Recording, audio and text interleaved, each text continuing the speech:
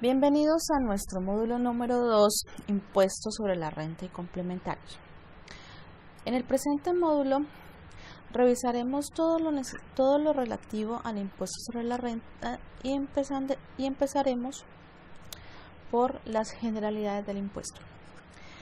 En primer lugar, como yo les había comentado anteriormente, como todo impuesto, la finalidad del impuesto sobre la renta y complementarios es el financiamiento de los impuestos de las cargas públicas de la nación. Este constituye un impuesto directo porque los contribuyentes son los que tributan y son los mismos responsables, y adicionalmente obedece a la capacidad contributiva. La base gravable se determina de acuerdo al nivel de renta que obtenga cada uno, de acuerdo al principio de progresividad que vimos al principio. Adicionalmente, este impuesto lo que pretende gravar son las utilidades empresariales para las sociedades y personas jurídicas, y para las personas naturales las rentas obtenidas de su actividad económica. El impuesto de renta tiene dos componentes, la renta y la ganancia ocasional. La ganancia ocasional si lo podríamos decir, es un régimen exceptivo para ciertos ingresos, el cual se encuentra contenido en los artículos 299 y siguientes. Entre dichos ingresos sometidos a ganancia ocasional se encuentran los ingresos provenientes de actos a título gratuito, la venta de activos fijos poseídos por 2 años o más, los premios y loterías, y las herencias y legados. Estos ingresos son expresamente establecidos como ganancia ocasional, es decir, son taxativos. Los demás ingresos que no estén contemplados como ganancia ocasional deben considerarse sometidos al impuesto de renta. La diferenciación entre uno y otro es que la ganancia ocasional está sometida a una tarifa del 10%, mientras que renta está sometido al 33 o 34% para las sociedades, y para las personas naturales obedece a las tablas progresivas que estableció la ley 1819, que iremos a ver más adelante. El impuesto de renta tiene, como todo impuesto, tiene sus elementos: sujeto activo, sujeto pasivo, base gravable y tarifa, y obviamente el hecho generador. Como cada impuesto tiene definido quiénes son los sujetos pasivos, hechos generadores, bases gravables y tarifas, aquí vamos a revisar cuáles son los del impuesto de renta. En primer lugar, los sujetos pasivos, que son los mismos contribuyentes, son las personas naturales, las sucesiones ilíquidas que corresponden a las personas naturales una vez hayan fallecido y hasta el momento en que se liquide la respectiva sucesión, es decir, en el momento en que ya se asignen a los herederos los bienes del respectivo causante. Las personas jurídicas y asimiladas, entre las que se encuentran las sociedades limitadas, anónimas, empresas industriales y comerciales del Estado, las sociedades mixtas, entre otros. Entre las personas jurídicas también hay que contemplar las entidades sin ánimo de lucro y las propiedades horizontales que realicen actividades económicas con sus bienes comunes, como lo vamos a ver más adelante. En el hecho generador, como les decía anteriormente, existen 3 aspectos. Para el impuesto de renta, el aspecto material es la obtención de rentas que incrementen el patrimonio neto.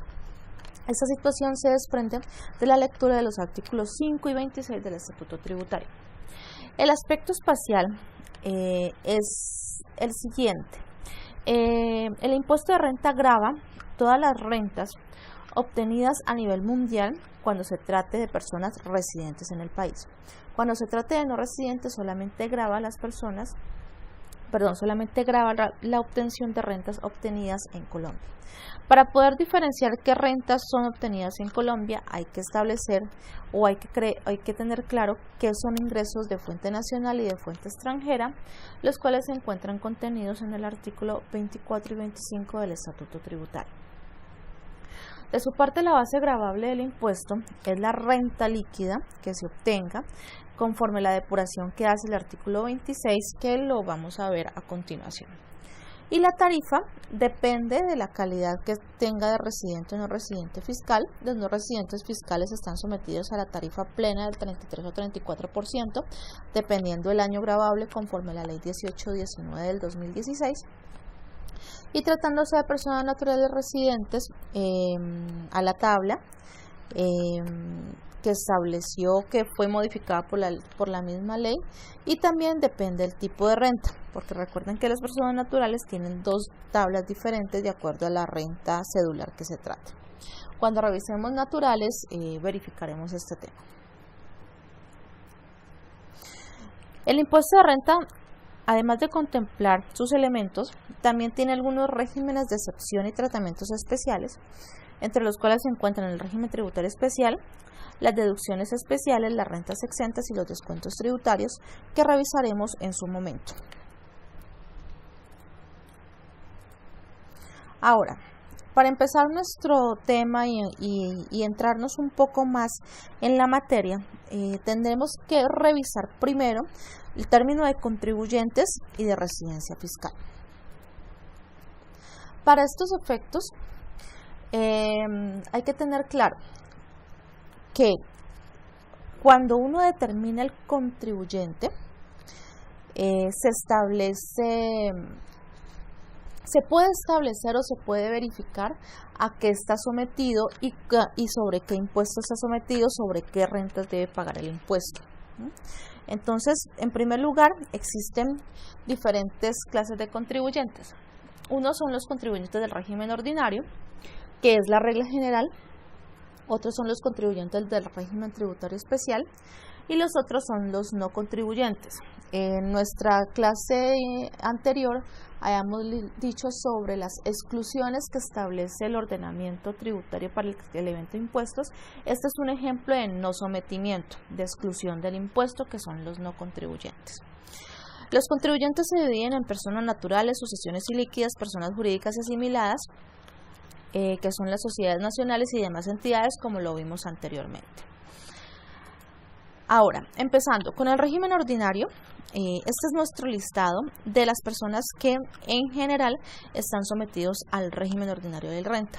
Personas naturales, residentes y no residentes, sucesiones ilíquidas, también residentes y no residentes, pero al momento de su fallecimiento, las personas jurídicas nacionales, las personas jurídicas extranjeras consideradas nacionales, las entidades sin ánimo de lucro que no califiquen en el régimen tributario especial, las cajas de compensación por las actividades industriales y comerciales y financieras que realicen, y las personas jurídicas constituidas como propiedad horizontal, siempre y cuando hayan destinado sus bienes y áreas comunes a la explotación de actividades comerciales. Esta situación se predica respecto a las propiedades de uso mixto, de uso comercial, porque a las residenciales no aplican dicho régimen. Las residenciales siguen siendo no contribuyentes del impuesto. Como anotación especial, dentro de nuestro desarrollo vamos a verificar cuando las personas jurídicas extranjeras se consideran nacionales, lo que llamamos sede de administración efectiva de negocios, cuando las entidades sin ánimo de lucro no califican en el régimen tributario especial, que esa situación lo veremos en el módulo número 3, y cuál es el concepto de residencia y no residencia fiscal. Ahora, los contribuyentes del régimen tributario especial, como tenemos que el régimen ordinario es la regla general, el régimen tributario especial es un régimen excepcional que se aplica a él siempre y cuando la DIAN califique a la entidad como beneficiaria de dicho régimen. Para el efecto, las entidades sin ánimo de lucro tienen que estar constituidas legalmente, su objeto social tiene que ser de interés general y de acuerdo a las actividades que se encuentran establecidas en el 359 y que analizaremos en más detalles en nuestro módulo 3. Y a dichas actividades tiene que tener acceso a la comunidad de forma libre. Dichas entidades tampoco pueden establecer un sistema de reembolso de aportes ni distribución de excedentes, y otros pertenecientes al régimen tributario especial sin necesidad de calificación son las cooperativas, que su tributación en general se encuentra en el 20%. Hay que notar en este régimen tributario especial que tienen la posibilidad de acceder a una renta exenta de acuerdo al cumplimiento de otros requisitos que también revisaremos en el módulo 3, y si no se cumplen dichos requisitos estarán sometidos a tarifa del 20%.